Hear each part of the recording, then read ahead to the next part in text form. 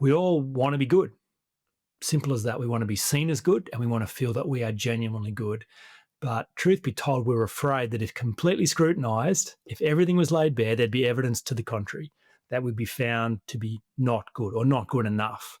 And so for fear of that evidence being discovered and our fate being sealed, we run or we hide, we cover, we compensate, we prove or we defend, so that no one ever knows the truth. What if you go and have a look instead? James Schramko here. Welcome back to my podcast. This is episode 1132. Today I'm talking about something vitally important, perhaps even too obvious, and that is what are some of the attributes of a good human or something to that effect. But to better introduce this topic, I wanted to bring along my friend Jaemin Frazer. Welcome, Jaemin. It's good to have you here again. Thanks for having me back, James. I've been scanning over your blog posts in the course of investigating your material, which I love, by the way. It's really, it's like little mind hooks. When I see a way that you treat something, it gets in there and then I can't really unsee it. For example, one of your core concepts is about this self-permission idea, and that little voice inside us, it's not someone else or a bad guy on our shoulder. It's just us giving us permission to move ahead or not. And that one, every time I hear that voice, I think, oh, that's me. What am I trying to say to myself? I'm listening. And so as I'm going through your material, I'm finding these things. But one thing that I did come across was a blog post you wrote. It was about 5 qualities or attributes, something to that effect, about what makes a good person. And at the surface level, it seems quite simple, but there is a deeper mechanism behind it, I think, which I'd love you to explain. Like, firstly, what caused you to write that blog post and what's it essentially about? Well, I think it seems so obvious, you're right. And we use it all the time that, he's a good bloke. But what do we mean and what standards do we use to measure? So I'm a curious person and I have an engineering bent to the way I see the world. So I love structure and systems and deconstructing things. So my own curiosity around that language, good person, good bloke, what does that mean? Coupled with the idea that my whole world is dealing with the human condition. And I love precise explanations and definitions of things. And so my best idea around what the human condition is this. We all want to be good. Simple as that. We want to be seen as good and we want to feel that we are genuinely good. But truth be told, we're afraid that if completely scrutinised, if everything was laid bare, there'd be evidence to the contrary that would be found to be not good or not good enough. And so for fear of that evidence being discovered and our fate being sealed, we run or we hide, we cover, we compensate, we prove or we defend, so that no one ever knows the truth. And then all energy is gone into proving we are good or defending that we are good. So some people are runners, and that is, I'll prove to you I'm good by my effort, by my energy, by my performance, what I can achieve. And you'll know I'm good by looking at what I do. So that's a big percentage of the population do that. The problem there is you're only ever as good as your last performance. So there is no way to rest if that's your path to solving the existential crisis around whether or not you're a good person. The hiders, on the other side, they're not trying to prove they're good by what they do. They're trying to defend that they're not bad by what they don't do. So they're finding a safe pocket of the world where they can perform at an acceptable level, so there's no eyes on them really. So no one would even think to scrutinise them or look beneath the surface. So running or hiding are 2 of the options, but the alternate option is what if you go and have a look instead? What does it mean to be good, and how would you know if you are or if you aren't? Because, my whole work around insecurity is built on this idea that when you're a kid, you make up your assessment about whether you're good or not very early on with the data you have available to you and the mind of a child. So you get embarrassed, you get disappointed, you get excluded, you get scolded, and you think that it's happening as a reflection of your own essence. And so very early on, you assume you mustn't be completely good, or at least not good enough, because otherwise it would have gone very differently. And so that begins this run, hide, prove, defend, cover, compensate deal. So I think the idea of goodness is central to every single thing we do in life. That is the deepest motivator. I want to feel good about myself and I want you to think I'm a good person. So that if we can see that that's a deep mechanism, then it's a really useful starting point. And then it gives rise to then thinking about this idea of goodness and what it really is. So does that make sense? Is that a good starting place for the conversation? Yeah, I think it's a great starting point. So let me see if I can paraphrase this and see how I'm going here. So when we're little, we get told off or we get excluded when they're choosing the teams or whatever, and we take that on board and we think maybe I'm not good, and then we kind of hold on to that as an adult. That's kind of the seed that was planted, and then most adults fall into usually a camp of either they're trying to hide from people so they never see them for who they really are because they'd be worried that they'll discover that they're no good, or they're continually trying to prove things. I don't know, like business achievers, for example, comes to mind, to make sure that everyone knows once and for all they are good.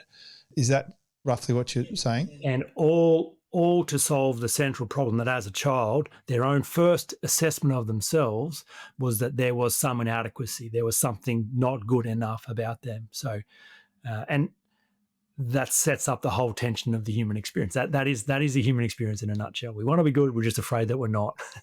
Makes me ask a couple of questions here. One is, how you said there's two people that we're doing this test for. One is for the external person and one is for ourselves.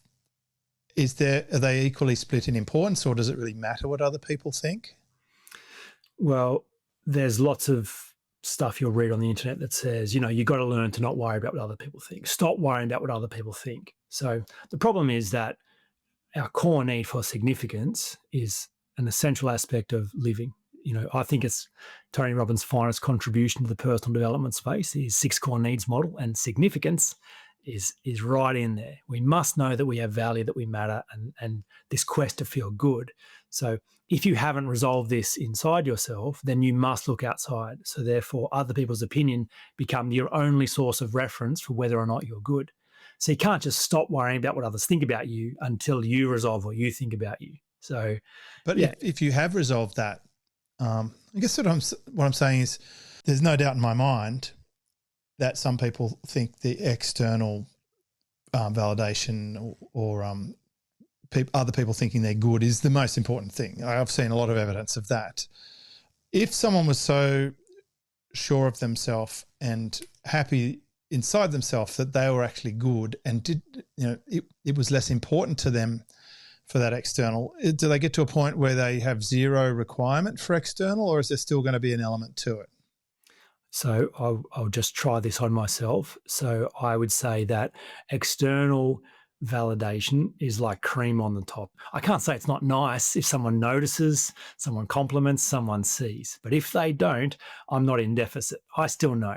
Even if no one else in the world knows who I am, even if no one else in the world thinks that I'm good, I know the truth about me and I know that's my responsibility. So, but yeah, it turns out that other people see it and other people say it. And that's kind of that's like one-way glass in a way. You can look out, but it doesn't matter if people can look in or not, right? Yeah. It doesn't really matter what they think. And I know when people say, I don't care what people think or whatever, usually they care a lot, and that's kind of it's an easy. Yeah, it's right up there in my mind with trust me. It's like, okay, they're saying something here, but I'm not sure that's really what's going on. Yeah, they've just insulated themselves from that awareness that that's the problem, that they're insecure. By saying they're not insecure, they think they've just resolved that so that no one's looking. But yeah, it's like the narcissist. They're the most insecure person in the room because they're the person most in need of attention and affirmation. And it's like the gaslighting thing, right? Where people say the thing that they're actually doing about the other person. Right, get in first so people are not looking at you. Right. So you came up with 5 labels, I suppose, or attributes. What's the purpose of these 5? Or is it like a self-assessment to see where you rate on each one to get a neutral assessment or score of if you're actually good or not? Well, I think if our central motivator in life is to feel like a good person, well, then it stands to reason there must be some way of knowing what a good person is and does. And if you were to go and interview first 10 people you came across in the street, what's a good person, you'd get some pretty standard responses, but none of them really cut the mustard when you are looking at a standard that fits and works universally. So I've just thought about it, given a lot of attention to thinking about if I had to quantify what goodness is, because I actually think it's really hard to be a good person. And this might be a surprise to you or some of the listeners, but I once a year do a psychedelic trip, a full hero dose. I use mushrooms. I have used LSD once before. I'm convinced the psychedelic experience belongs, but in the right order. If you're using it to escape your human problems, I think it's very dangerous. If you're using it recreationally, I think it's massively inappropriate. But I think when you know who you are, there's a chance to go and explore the world outside your frame that you could possibly see as a human. And so I got an experience of having a look inside an evil person on my last trip and seeing what it was like to be evil. And what I was struck by was how hard they'd worked to truly be bad. So most people assume it's a slippery slope to being bad. You got to be very, very careful you don't end up a bad person. What I discovered is that's not true. Like, to be genuinely evil means you have had to harden your heart every time love, kindness, grace, compassion, goodness showed up on your doorstep. Every time someone wanted to forgive you or gift you or do something nice, you've had to reject it hard and hard and hard. And every single time, resist all opportunity to have your heart grow. You've turned it inward and darker. That's a very, very difficult thing to do. It is possible. I do think there are evil people in the world. I don't think it's where we start. And the same is goodness. I actually don't think it's where we start. I think we start out as real. We're given choice and responsibility, and you get some very real options as to what you're going to do. So I think to become a genuinely good human being is a difficult pursuit, a very worthwhile one. And the purpose of making it explicit says, here is a metric, here is a standard, and you can improve every single one of these things. If that is what you were genuinely trying to do, become good, well, here's what you're actually aiming at, rather than someone saying you're a good person or someone, applauding you for a moment or getting a certain number of likes on socials or achieving a certain amount of money in your bank. Do you want to step us through some of these attributes? Well, let's have a look at them. So my first one is objective. I'm convinced that genuinely good human beings are objective, which is a difficult thing to do because we are subjective creatures by nature. We don't see the world as it is. We see the world as we are. 5 people all having an experience, think they're all having the same experience, but they're not. They're having their own experience. They're bringing their own lens, their own filters, their own perceptions, and noticing different things. So Dr. Robert Keegan, chair of human behavior at Harvard, suggests that the subject-object switch is the thing that accelerates human growth and development more than any other thing in all the personal development tools. And that's simply, we are subjective, but we're not animals. Our humanity affords us the opportunity to think about our thinking, to step outside and have a look back in, to be self-aware, to ask questions, to review. Jordan Peterson says the purpose of thinking is so that you don't die.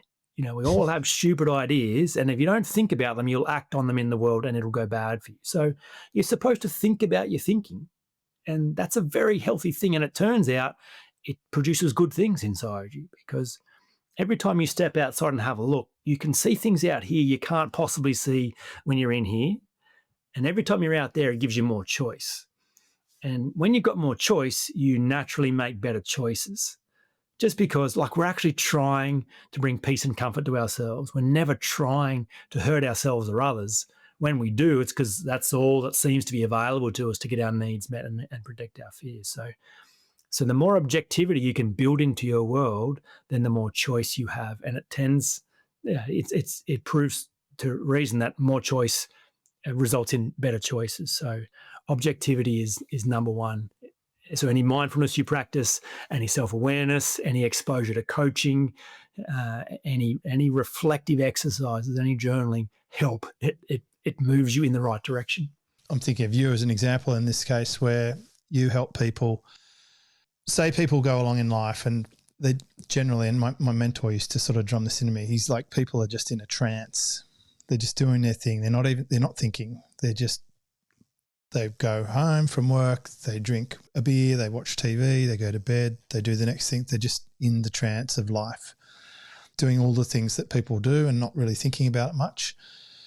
And, when there's popular ideas out there like the just let them idea, one of your favorite things to pull apart, and you realize, well, you don't have to let them.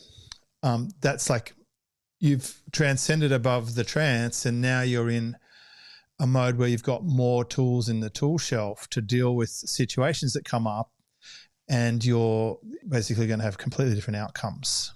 And yeah, it's exactly right. It's difficult. I love the Truman Show as an example of this. It's a picture of a guy who's living his life not thinking, and it all just seems so real. So why would you question it? But just think about it for a minute. There's evidence of glitches in this. There's evidence that it's not all as it seems. One good question leads to 2, leads to 5. Next thing, you're in a possibility of stepping outside of your story and finding a bigger place. So, yeah, I think that's true. Most people don't even know they're in a story. They're not aware they're in a trance, and they're not thinking about anything. So, therefore, you just do whatever you've done. You do whatever you see, and the likelihood of that producing genuine goodness it's impossible. You can't produce goodness without thinking. You just resort to the lowest common denominator. You'll find the easiest path. Goodness doesn't live there at all.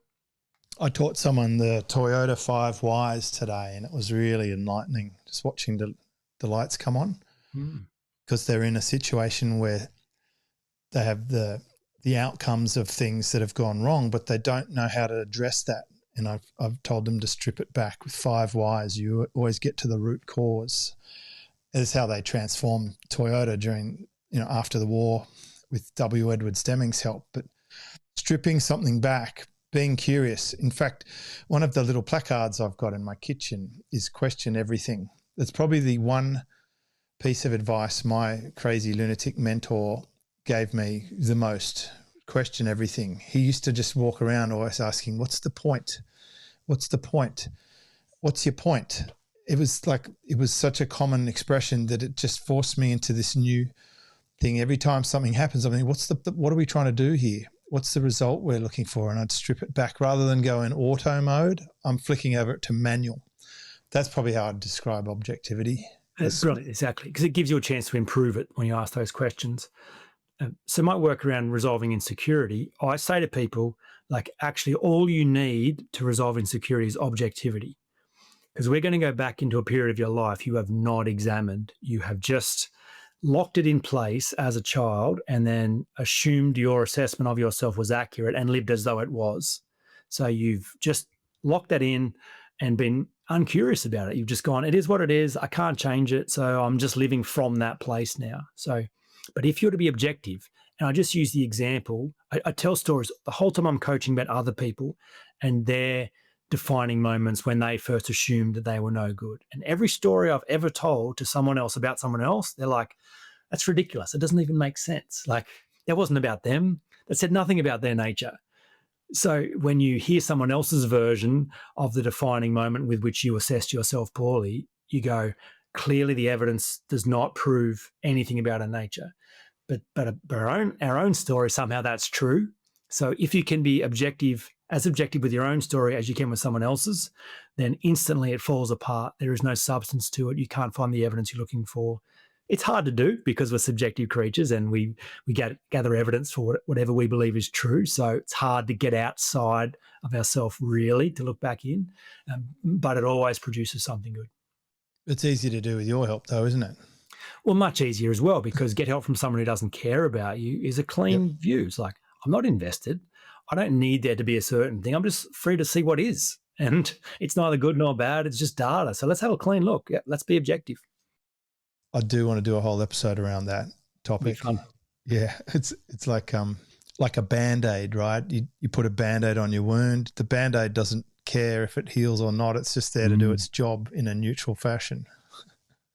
Great metaphor. So let's talk about the second one, if you'll be so kind. Well, so secure had to feature in there somewhere. My whole world is around. I would have been disappointed if it didn't. Yeah. And I think it's not surprising because insecurity will mean that all your best energy goes towards proving and defending. So where are you building goodness if all your best stuff is in trying to be good? It's all about you. Everything you do might look altruistic, and often it's, song and dance, look what I'm doing, look at my contribution, look at my purpose-driven pursuit, but it's all so that you can sleep well at night feeling like you're getting feedback that you're a good person. So if you can actually resolve the insecurities of your past, break through the misunderstandings, be objective around the subjective story you told about yourself as a child, and find who you really are and be secure in that, then there's nothing to prove and defend. Then you've got stuff to give out of the overflow. Now you've got energy, and really beautifully, you are now free to give and receive love. Whereas if you don't think you're worthy of love and someone loving comes into your world, you mistrust it. You're like, are you just saying that? Do you mean that? I want to believe you, but I can't really believe you because I don't actually think it's true myself. But I know I'm worthy of love. So if someone tells me they love me, I go, well, excellent. Thank you. That's nice. I imagine you would love me if you knew who I am, because I'm worthy of love. Of course. Brilliant. And let me love you in return. So secure people are loving people, and love always feels good, and love always does good. So love can be other focused genuinely, not because of what it receives. So yeah, security is an essential component of genuinely good human beings. That's the one that I thought was the most interesting. I could really relate with defend and prove. It seemed to characterize my earlier years. I know I have an automatic defense mechanism built in, which I think I needed through a pretty tough career phase there, where it was at times life and death, literally, when there were knives and guns at one point. I was a debt collector, and also I was at a high level working for a psychotic maniac who took a lot of drugs and drank a lot of alcohol and was extremely, mentally imbalanced, and he would do crazy stuff like spit on me and threaten to kill me with a steak knife at dinner, that sort of stuff.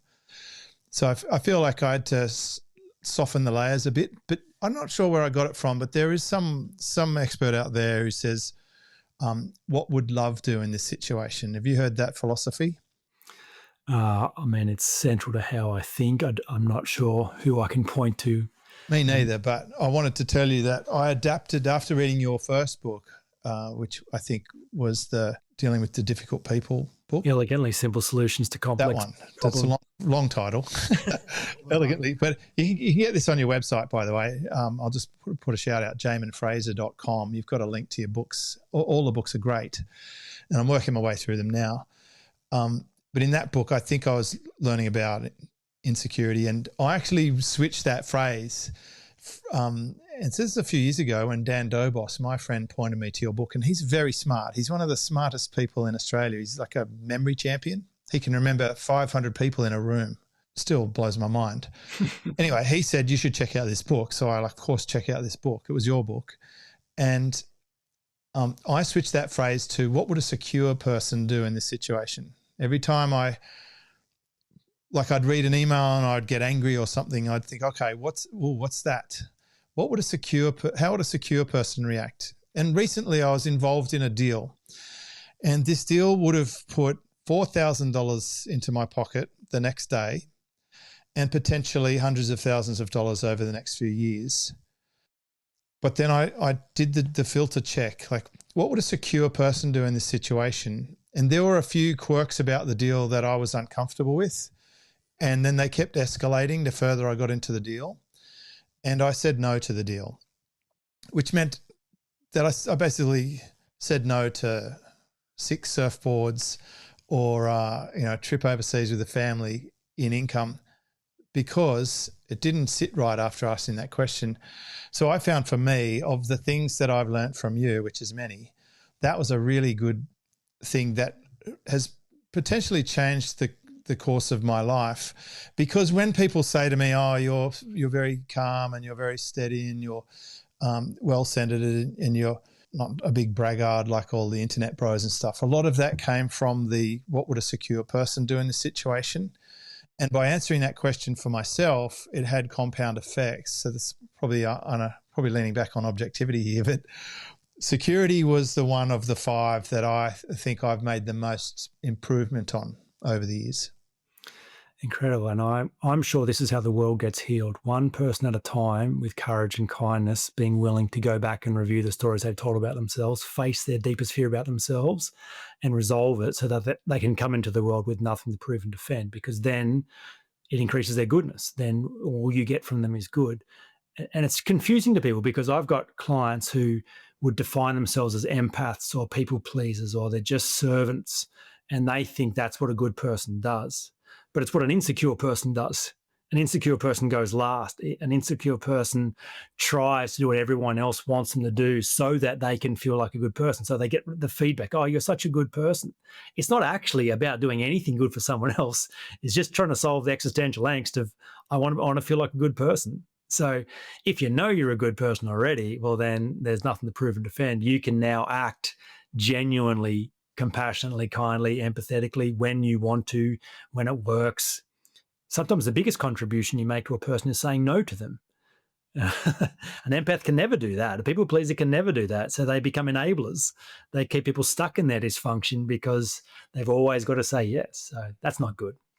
I've identified a few of those after talking to you about it, where, yeah, I'd always called it a martyr, someone who just does everything for everyone else, and then they end up bleeding dry.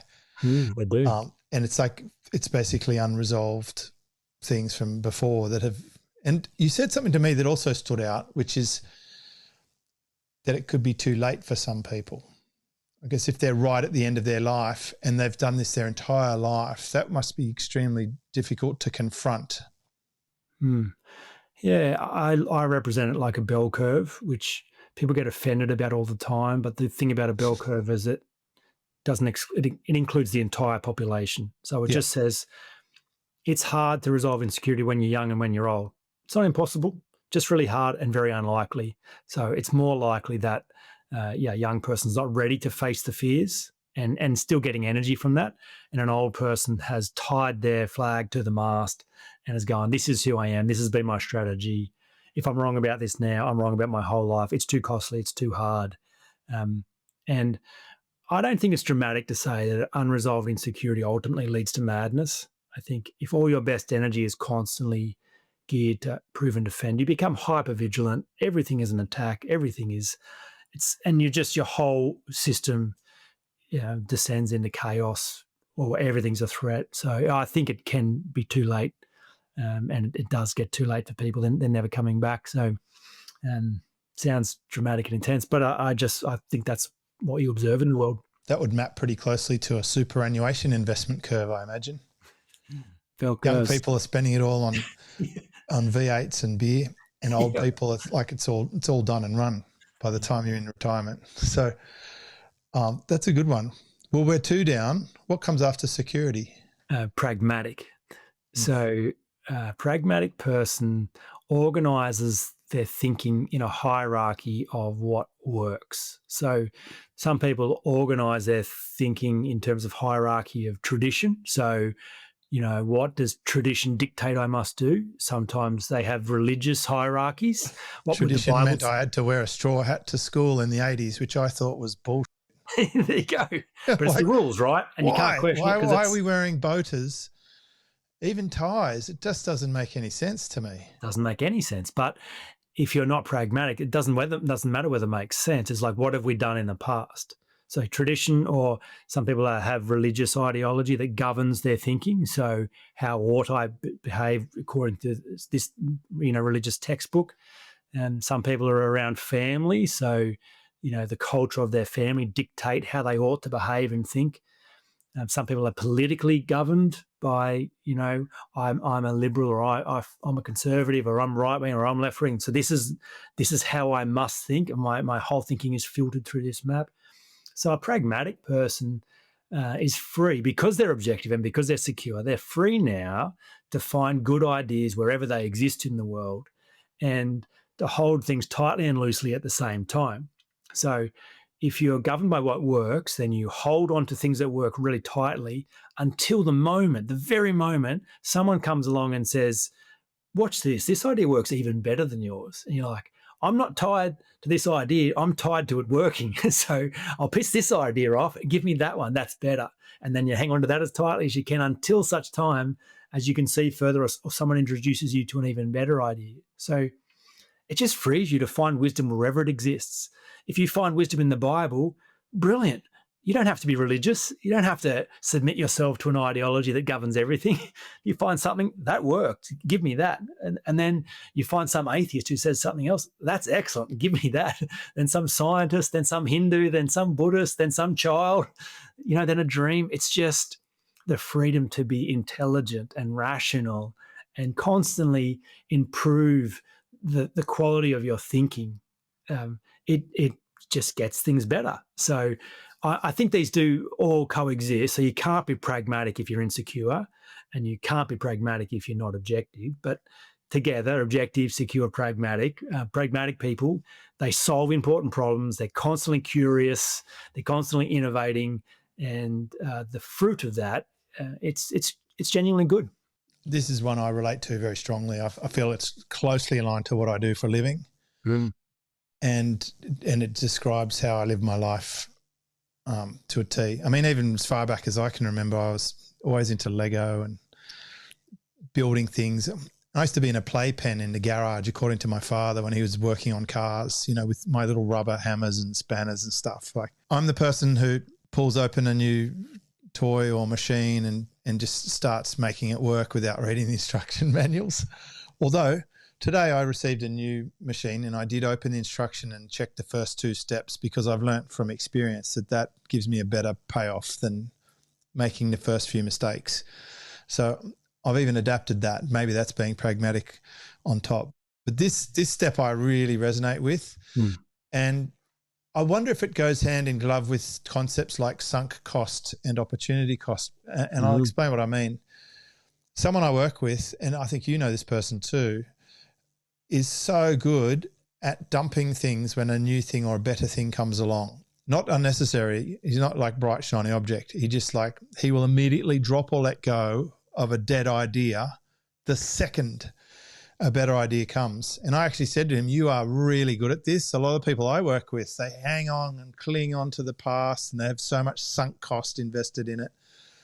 And he goes, I just see it as opportunity cost. Any second I wait on the new thing is costing me from not switching. And so I think that's a rare skill, but a good skill, and it's probably a test of how pragmatic someone is. For sure. And I bet when you watch what he does in the world, you say, this guy does good work, and he does great work. Getting better. Yeah, he's an absolute gun. Yeah.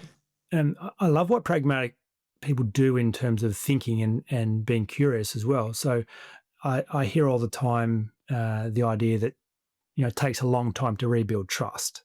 And so I just bring a pragmatic mind to that and go, what do you mean, and how does that work? How is trust and time connected? Are they really connected? I can't see the link. Is the link explicit or is it imagined? And so when I just examine that, I'm not trying to be countercultural or clever by saying I disagree. I just can't find the evidence pragmatically about how that works. And so I want to know, how does it work? What does it take? And so I just discovered that, when you look at how it works, trust can be rebuilt in a moment off the back of an effective apology, because trust is always about danger, perception of danger. So if you don't want to deal with the perception of danger, then there'll always be mistrust. But you can deal with the perception of danger. You can tidy things up. You can clean a space. You can have all the conversations necessary. You can take responsibility. You can grow and change and bring a chapter to a close where you are no longer faced with danger in a relationship, and to be guarded makes no sense. And trust is resolved in those moments. So just a simple example around what that opens up to, because people who are not pragmatic think they're making progress toward trust like a good person ought to, and they're making no progress. Sometimes they're getting further away from it. But a pragmatic person finds things that actually work, which then means they make progress and get more of what they want. And that always results in more goodness. It's a very subtle thing you dropped there that's become the most important thing for me lately. And you mentioned this idea of clean space. And I don't know what the saying is. I went looking for it the other day and I can't find it. And I'm not sure if it's yours or someone else's, but it was something along the lines of dealing with stuff right now is far better than letting it wait. It doesn't get better the longer you leave it. It just gets more expensive is sort of where I got to with that idea. I'm not sure if you have something along those lines, but I can give you an example of what happened. The deal that I said no to, the person I'm dealing with has this habit. I'm going to call it like sneakiness. It's they know there's something to talk about, but they leave it and leave it and leave it because they can't confront it. There's just basically just they hide it and then produce it at the last minute. And to me, that creates a lack of trust. It creates uncertainty because now I've built up an expectation that there is always an unknown or hidden that might at any point spring.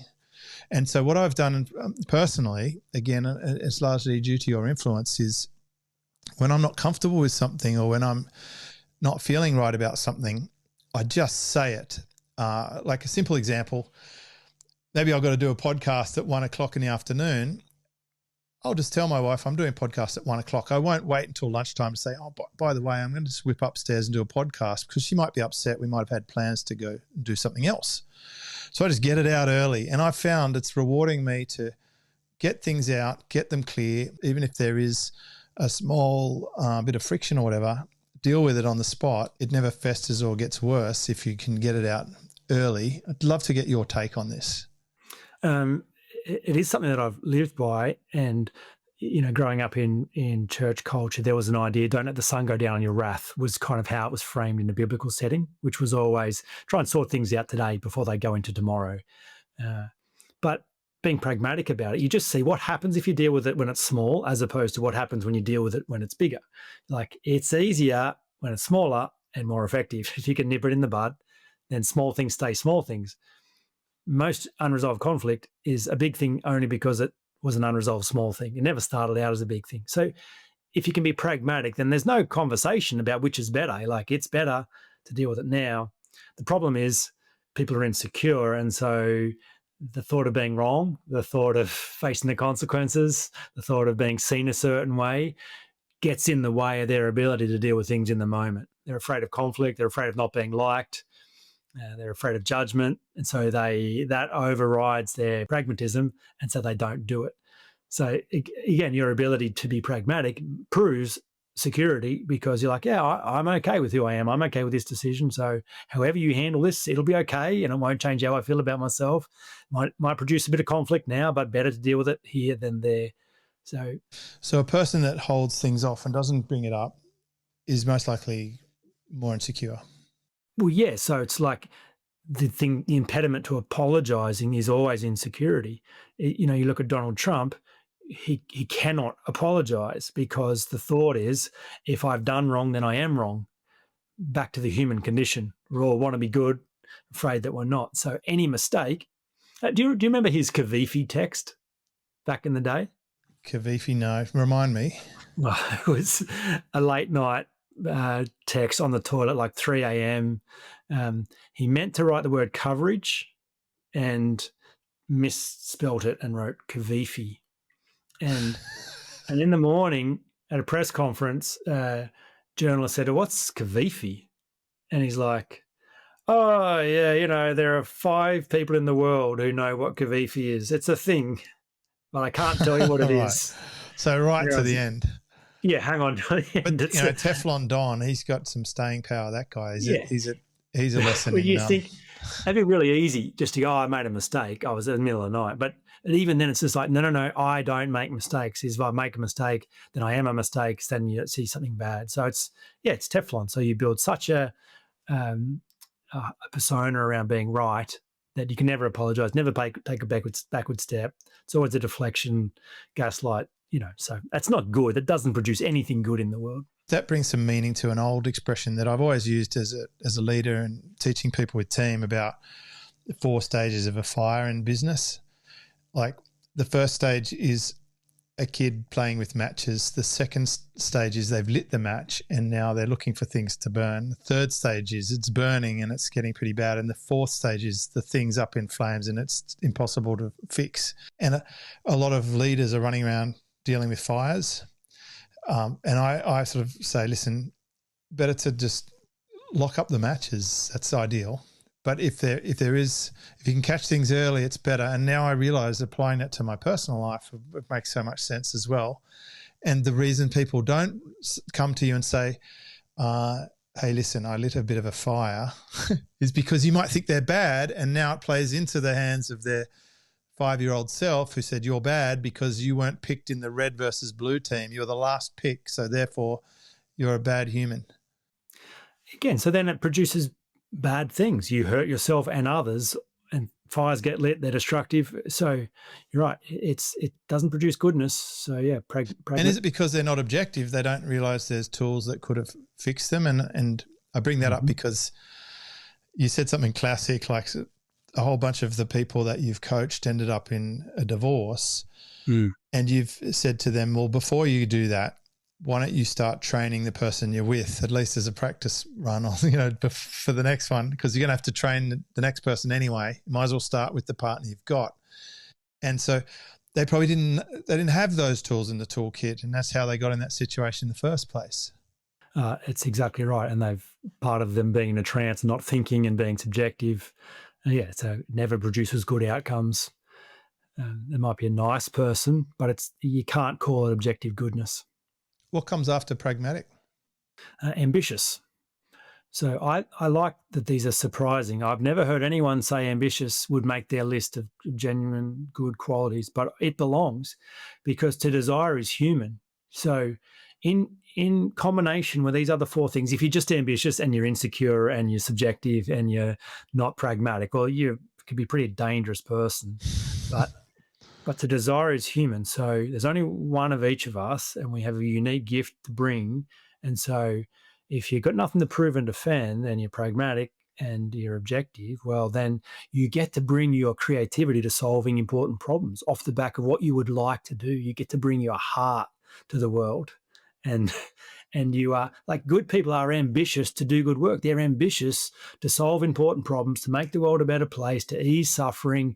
Like they're trying to do good, and then they're resourced to actually achieve that. So there are lots of people, when I coaching 101 is, what do you want? Sounds like such a simple question. Turns out it's the most dangerous and difficult question that exists. And I find that most people have switched that question off somewhere in their teenage years because they've kind of realized how dangerous it is. Kids, it's the question they want, but are not ready for. Like, you wouldn't trust a 5-year-old with what do you want, because they're going to want, It's a fairy bread. Exactly. You're going to go, no. My daughter, she's quite certain she's going to be a hydrologist. What's a hydrologist? It's a scientist who studies the movement of water and, atmosphere and stuff. Great. I mean, who knows? But yeah, she's got a sweet tooth. She'd probably ask for lollies. Yeah, that's right. But you're like, as a responsible parent, you'd govern their ability to follow what they desire. Because that little part of the brain's not fully developed, right? Full. That can make. So children want that question, but are not ready for it. Adults are ready for it, but don't want it. I get the chance to speak to schools occasionally, and I love asking senior students, what do you want? What's a dream? Where you're going? And very few young people have a very clear idea or the willingness to say it. Well, young people want to loud. be a YouTuber. It used to be fireman, policeman. It's now a YouTuber. Well, if they're willing to say it. But even when they say it, it's what they should say or what others want them to say. It's still safe. It's not honest. It's not true, because if you say what you want, then you open up the chance for failure, disappointment, and rejection. It's better to do what others want or do what's safe or expected. So insecure people end up shutting down desire, and they just reproduce more of the same, whereas secure people bring their gift to the world out of their own heart. Their heart springs forth goodness, and they want to do good for themselves and others. They want to improve the experience for other humans. They add to the collective consciousness. So it's a good point. I'd say the vast majority of people who consume this podcast are ambitious. But I do know people who are not ambitious, like they have no ambition, like some normal people out there. Some would fall into the depression camp, like they're just. But if you think back to early humans, I mean, you'd have to be ambitious to try and figure out how to grow crops or to go and hunt an animal for dinner. If you weren't ambitious, it'd be too difficult. Like Mother Nature would defeat you. So it's probably the very seed of human is to propagate our DNA, and you'd have to be ambitious to be able to do that, to find a proper mate, to spawn offspring, to feed them and house them. And I'd say there are sort of it's easy to be toned down in your ambition. There are societal things that actually chip away at ambition. I don't know if you've ever looked into things like Kellogg's cornflakes and stuff, but I believe they were invented to serve to inmates to try and lower down their sexual functionality and stuff, like just to put a restraint on them. I mean, that's what it said on Wikipedia or something like that. I hope I don't get served a letter or something, but a lot of the meaningless sort of entertainment platforms seem to be just to dull people down and reduce ambition. And politicians seem to be good at telling people what they're supposed to want and how things are going to happen, especially during the pandemic, which is the one that really got my skin up. When they're telling you what you can and can't do and how they're going to be making you so much safer and everything's in your best interest, when it clearly was made up or lies and stuff. And so, yeah, I can relate to the ambition one. I think most people listening probably would. And it relates to, like, I love gamification, and I've thought about if I was to describe the rules of the game of life, my best effort at doing that, and without diverting the conversation into that, it's really important at this point to reference two of them. So I think rule one in the game of life is unfair. So very, very useful and important to realize that it's not a fair game. So whoever told you life should be fair or it is fair, where did you get that from? It's not fair. We don't get an equal distribution of resources or opportunities or chances. That is not how the world works.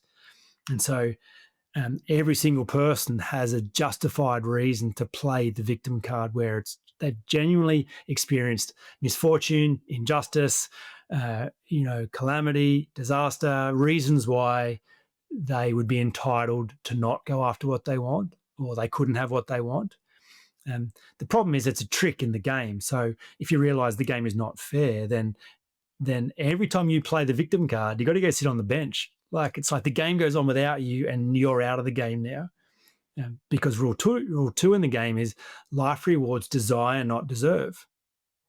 So if you're waiting for what you deserve because you deserve it, sure, you deserve it, great, but who gives a shit about what you deserve? That's not how the game works. I mean, gosh, I'm just sitting here thinking, here's two white guys in an English-speaking country with a wealth of resources, not at war, with probably loving parents, I presume. Certainly in my case, we probably lack a lot of perspective of how struggle street life can be, even though, of course I've visited places where there are people living in ghettos, and I've done my very best to remain humble, but the odds are definitely stacked in our favour from birth. Oh, it's unfair to our favour. Absolutely. Very, very unfair. One of the treasures from the biblical story that still makes a lot of sense to me is Jesus tells a story to some people who were following him. He said a landowner gathered together 3 servants and told him he was buggering off on a trip somewhere. Didn't tell him when he was coming back, but he said, I'm going to give you responsibility for my affairs, but I'm not going to split it equally. And I'm going to give this guy 5 talents. A talent was a portion of money. I'm going to give this guy 2 talents and this guy 1 talent. And the story makes no need to explain why it was unfair. It's just like people get different things. Yeah. And then some undisclosed time, he comes back and he calls 3 servants to him and he says, all right, what'd you do with what I gave you? And the guy who'd been given 5 said, Master, I actually invested and grew the 5 you gave me and I doubled it. Here's 10. And the master said, oh, you're a good and faithful servant. Well done. This is excellent. And the second guy said, yeah, Master, I knew you to be really, you're a hard man and you're a fair man, but you want what you want. So I took responsibility for the 2 you'd given me and I doubled them. So here's 4. It's like, well, that's incredible. Well done. And the guy who'd been given 1 said, Master, I was terrified that I would lose what you gave me. So I went and buried it in the ground. And so here it is, the 1 that you gave me, just as you gave it to me. And the master says, you terrible, wicked servant, give me that 1. I'm going to give it to the guy who's got 10. Now he's got 11 and you've got to bugger off. And it's such a strange story in so many ways, but I love the fact that the 2 things I get from that is, 1, yeah, life's not fair. Whoever told you it was fair? It's not fair. But you're going to get in trouble if you compare yourself with anyone else. Yes, some people get more and some people get less. But if you're a person who's been given more and you look at the person who's got less and you think, gee, I feel guilty about what I've got. I better not do anything with it so I don't flaunt it. That's going to go badly for you. Or if you're the guy who's only got one and you look at the guy with five and you think, what's the point? I didn't get given much, and you do nothing with it, that's going to go badly for you. The point of the story is grow what you've been given. Like wherever you got, your job is to do more with it. So ambition is a central component to goodness in the world, and life rewards desire, not deserve. So even when it's impossible, even when you can't, that's when ambition finds a way. It always, I don't care how I'm going to do it. That's impossible. I know why. And when the why is big enough, the how takes care of itself. So humans are always innovating, creating, bringing things into existence that didn't exist yesterday because they wanted to. So that produces goodness in the world. The creators, this ambition thing. One of my favorite sayings is there's nothing so unequal as equal treatment of unequals. Mm-hmm. And as I've sort of looked into Pareto principle and went deeper into 64-4, it just appears absolutely everywhere. There's no reason to treat things equally. Things just aren't equal or portioned out. They're wildly out, like to major leverage factors, and it's fractal. So I'm always looking for what are the very few essential things. Where's that 4%? And even if you were an identical twin, you still couldn't compare because one just might get an unlucky circumstance or something. There's an element of luck. A lot of people don't talk about this. In one of my previous episodes, Dan Norris, we did touch that topic of luck, and he said, look, just there's so much to do with luck and timing that is way beyond your control. You've just got to accept it. And that sort of leads me to the last one. What would be the fifth? We've got objective, security, pragmatic, ambitious, and kind. So I think good people, they're kind. They have kind eyes. They have a kind heart. They're kind with animals. You watch a good person, they are not cruel to animals. Like they're not cruel to strangers. If they can do good, they will. They have stuff out of the overflow of their experience to give. So they're resource for themselves. So they go into the world and they have stuff to give, and it looks kind. They're kind with their time. They're never obliged to give. They're never forced into a corner. They can say no just as easy as they can say yes. But the experience of being around a good person, you can't help but notice their heart, their eyes, their presence, their smile, their kind. I'm reading a book series at the moment with my daughter, and I think we're to book 15 of the Famous Five series. And one of the five is a dog, Timothy. And it already automatically knows when it meets a new person whether that person's a good person or a bad person. If it doesn't like the person, it growls. If it likes the person, it lets them pat it. Horses are like that, aren't they? They have 10 times nervous system of a human. They can tell straight away if someone's a bad person, the kindness. So I think there's definitely something to that. My mentor used to say, be ruthless with time and kind to people. Yeah, wow. Like that. My grandfather had this favourite poem called If. I think it was by Rudyard Kipling. But it was something about walk amongst kings, but never lose the common touch. And that's always on my mind. We have a surplus at this point in life. We're doing okay. We should never be cruel or unkind to people. I mean, you get opportunities to be unkind, even if someone gives you shitty service and you have the option to spray them with a 1-star review. Mm-hmm. Perhaps sometimes that's not being kind. Well, and sometimes kind is not to be confused with nice. So I gave someone who met with me very honest feedback recently, and I said, you've wasted my time. Like, you've got a yes out of me. I gave you my time freely. I bought you a coffee. And then what you did with my time was you wasted it. You told me boring stories about yourself and things that I already knew. You told me stuff I wrote a book about. Such a strange thing for you to do.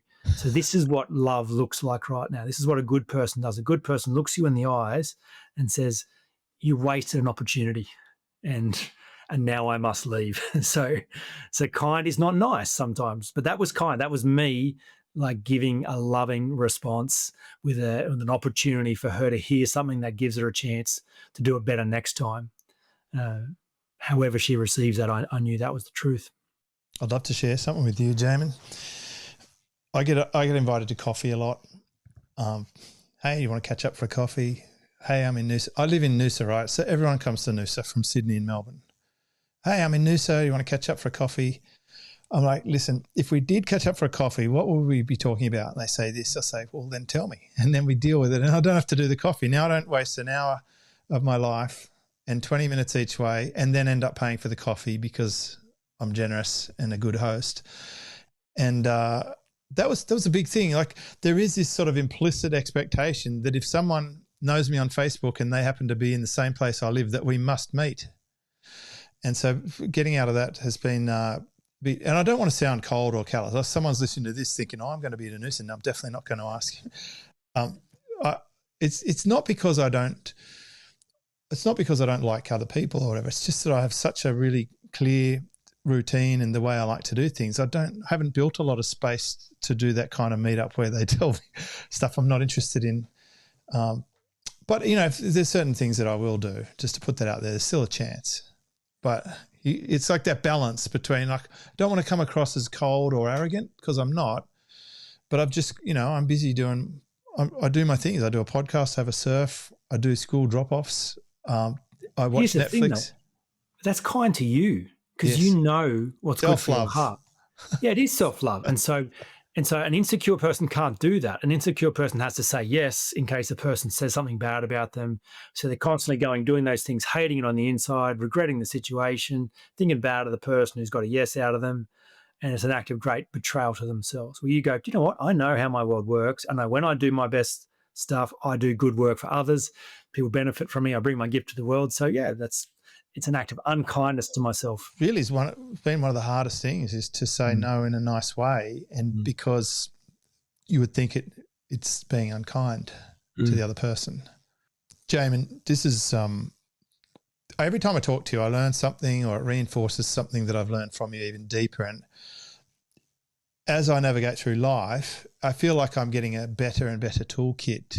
It's a great rewarding thing for me. I feel very lucky, privileged to be able to have time with you, especially we've covered these 5 ways to know if you're a good person or not. But it's way deeper than that, isn't it? It's addressing whether you're a good person to yourself or to other people. And I reckon there's a good chance if someone's listened all the way through to this point in the episode, there's been a reflection, a self-reflection, a new awareness or a new tool in the toolkit.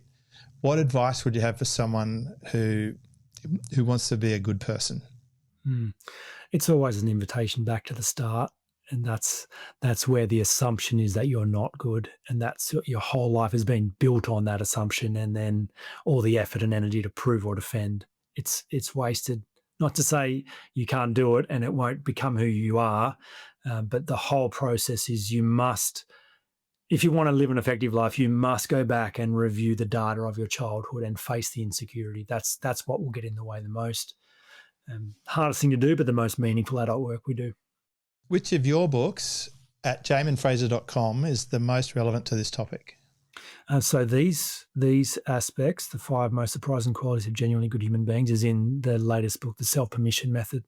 And it definitely covers the process of facing insecurity, which has been at the core of this conversation as well. If someone goes deeper than the book and they want to actually talk to you, do you provide that some kind of program or access? Yeah, the unhindered experience. So it's a very strategic, process-driven 3 months to really realize that this is not a unique experience. We all get through these painful moments of our childhood where we assume there's a problem with us, and therefore there must be a predictable way to go back and change our mind about that. So, yeah, 3 months, the unhindered experience, very comprehensive for resolving this so you come out the other side knowing who you are, restoring trust, and on your way to genuine goodness. It's like an operating system for the rest of your life. Really is an upgrade. Good man. Jaemin, I love it. Thank you. This is episode 1132. I'm going to put this up at jamesschramko.com. We'll pop it on YouTube, Spotify, Apple, your website, jaeminfrazer.com. It's spelled a bit weird, so we'll put it up on jamesschramko.com where you see episode 1132 as well. I really appreciate having you on. I hope you'll come back. I do want to talk about a couple of other topics I've highlighted for you, and if you'll give us the time, I'll welcome you back anytime, Jaemin. Thanks, James. It was great. This is James Schramko.